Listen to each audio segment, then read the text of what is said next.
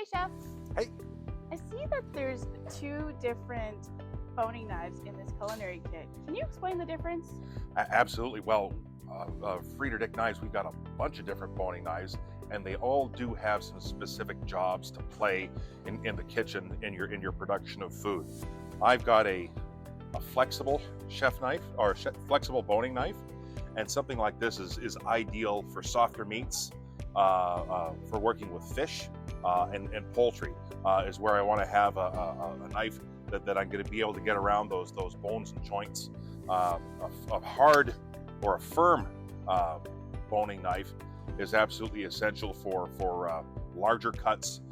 So when I'm prepping for our holiday turkey dinners, or working around a leg of pork or a lamb shoulder, something like that, I'm going to look for that firmer knife. And those are probably the two applications that I look for most cooks cooking at home for their family. Thanks, Chef.